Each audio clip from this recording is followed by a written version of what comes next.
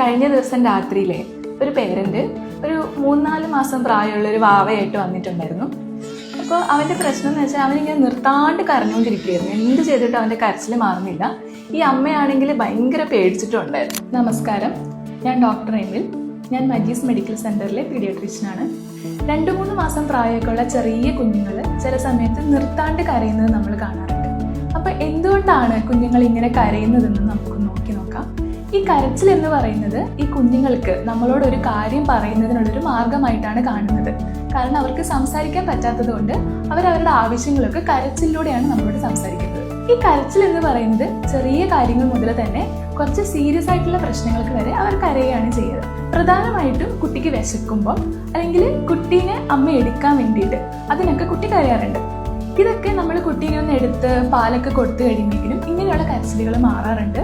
അത് കൂടാണ്ട് കുഞ്ഞ് കിടക്കുന്ന റൂമിലുള്ള താപനിലയിലുള്ള വ്യത്യാസം അതും കുട്ടികളിൽ ഇങ്ങനെ കരച്ചിലുണ്ടാക്കാറുണ്ട്. നല്ല തണുപ്പുണ്ടെങ്കിലോ നല്ല ചൂടുണ്ടെങ്കിലോ കുട്ടികൾക്ക് കുറച്ച് ബുദ്ധിമുട്ടുണ്ടാവും. അപ്പോൾ അവർ കരയും.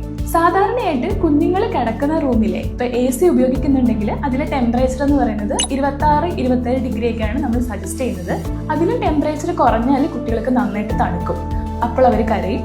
പക്ഷെ ടെമ്പറേച്ചർ തണുക്കാണ്ടിരിക്കാൻ വേണ്ടിയിട്ട് നമ്മൾ ACയും ഫാനും ഒക്കെ ഓഫ് ചെയ്ത് ജനലൊക്കെ അടച്ച് കുട്ടീനെ മുഴുവനായിട്ട് മൂടി പൊതിഞ്ഞ് കിടത്തിയാൽ എന്താ പ്രശ്നം വരിക? അവർക്ക് നല്ലോണം ചൂടെടുക്കും. അപ്പോഴും അവരിങ്ങനെ നിർത്താണ്ട് കരയും. ഇത് കൂടാണ്ട് വേറൊരു കാരണം എന്ന് വെച്ചാൽ കുട്ടികൾ മോഷൻ പാസ് ചെയ്യുന്നതിന് മുന്നെയോ അല്ലെങ്കിൽ മൂത്രം ഒഴിക്കുന്നതിന് മുന്നേ ഒന്ന് കരയാറുണ്ട്. അത് അവരുടെ മൂത്രസഞ്ചിയൊക്കെ നിറഞ്ഞിരിക്കുന്നത് കൊണ്ട് ആ ഒരു ബുദ്ധിമുട്ട് കൊണ്ടാണ് കരയുന്നത്. ഇങ്ങനെയുള്ള കരച്ചിൽ ആ ഒരു മൂത്രമൊക്കെ ഒഴിച്ച് കഴിയുമ്പം മാറാറുണ്ട്. പിന്നെ വേറൊരു കാരണമാണ് ഇൻഫന്റൈൽ കോളിക് എന്ന് പറയുന്നത്. അപ്പോൾ എന്താണ് ഇൻഫന്റൈൽ കോളിക് എന്ന് പറയുന്നത്? ഇൻഫന്റൈൽ കോളിക് എന്ന് പറയുന്നത് കുട്ടിക്ക് പാലാണ് കൊടുക്കുന്നത്. അപ്പം പാലിനെയൊക്കെ ദഹിപ്പിക്കാനുള്ളൊരു വ്യത്യാസം കുട്ടീൻ്റെ കുടലിൽ വരുന്നതുകൊണ്ടാണ്. അതായത് കുട്ടീൻ്റെ കുടലും വയറും ഒക്കെ വളർന്നു വരുന്നതേ ഉള്ളൂ. അപ്പം ചിലപ്പം പാലിലെ ചില കണ്ടന്റോ അല്ലെങ്കിൽ നമ്മൾ കൊടുക്കുന്ന ഫോർമുല മിൽക്കിലെ ചില കണ്ടന്റോ ഒന്നും അവർക്ക് ദഹിപ്പിക്കാൻ പറ്റിയെന്ന് വരില്ല.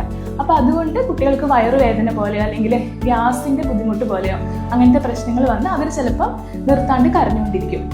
അപ്പം ഇങ്ങനെ കുട്ടികൾ കരയുന്നുണ്ടെങ്കിൽ അതിൽ പ്രധാനപ്പെട്ട ഒരു കാര്യം പ്രോപ്പറായിട്ട് കുട്ടീനെ ബർപ്പ് ചെയ്യുക എന്നുള്ളതാണ്. അതായത് കുട്ടീനെ എല്ലാ പ്രാവശ്യവും നമ്മൾ മുലപ്പാൽ കൊടുത്തതിന് ശേഷം കുട്ടീനെ പുറത്ത് നന്നായിട്ട് തട്ടിക്കൊടുത്ത് ഗ്യാസ് കളയാം. 2 രീതിയിലാണെങ്കിലും പ്രധാനപ്പെട്ട കാര്യം എന്ന് പറയുന്നത് കുട്ടീൻ്റെ വയറ് ഒരു പ്രതലത്തിൽ അമർന്നിരിക്കണം എന്ന് മാത്രമേ ഉള്ളൂ.